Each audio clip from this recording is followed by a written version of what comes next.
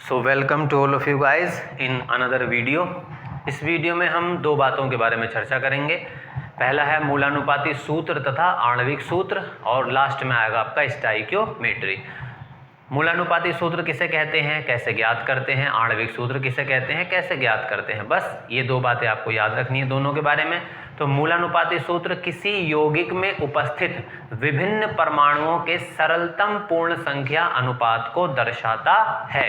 यानी मूलानुपाती सूत्र हमें ये बताता है कि किसी यौगिक के अंदर जो परमाणु हैं, ठीक, उन परमाणुओं की जो संख्या है वो किस अनुपात में है। समझ में आई बात?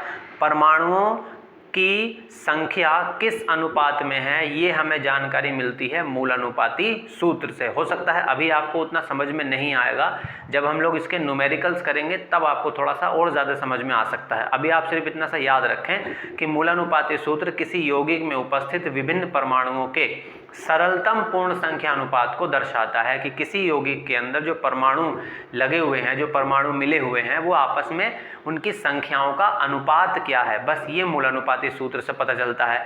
यदि किसी यौगिक में उपस्थित सभी तत्वों का द्रव्यमान प्रतिशत ज्ञात हो, मैंने आपको पिछली वीडियो में द्रव्यमान प्रतिशत के बारे में बताया है, तो यदि किसी यौगिक में उपस्थित सभी तत्वों का द्रव्यमान प्रतिशत ज्ञात हो तो हम उस तत्व का मूलानुपाती सूत्र निर्धारित कर सकते हैं। यानी मूलानुपाती सूत्र निर्धारित करने के लिए किसी भी यौगिक का आपको उस यौगिक के अंदर मौजूद जो तत्व हैं उनका द्रव्यमान प्रतिशत पता होना चाहिए, ये ज़रूरी है।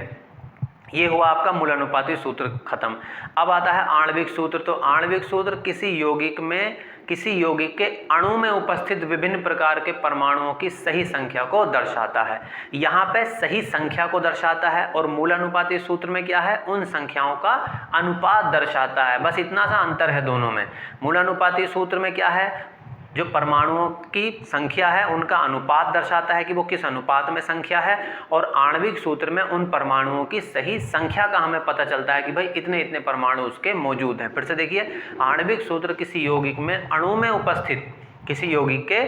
में उपस्थित विभिन्न प्रकार के परमाणुओं की सही संख्या को दर्शाता है। अब जैसे मूलानुपाती सूत्र निकालने के लिए द्रव्यमान प्रतिशत का पता होना चाहिए, लेकिन यदि हम मोलर द्रव्यमान अगर हमें ज्ञात हो, आप दाईं ओर देखिए, यदि मोलर द्रव्यमान अगर ज्ञात हो तो मूलानुपाती सूत्र से, यानी मोलर द्रव्यमान और मूलानुपाती सूत्र, इन दोनों की मदद से हम आणविक सूत्र ज्ञात कर सकते हैं। ये आपको ध्यान रखना है कि मूलानुपाती सूत्र और अगर मोलर द्रव्यमान पता हो तो आणविक सूत्र ज्ञात किया जा सकता है, और मूलानुपाती सूत्र निकालने के लिए केवल आपको द्रव्यमान प्रतिशत पता होना चाहिए। ये था आपका मूलानुपाती सूत्र और आणविक सूत्र। अब हम बात करते हैं स्टाइकियोमेट्री।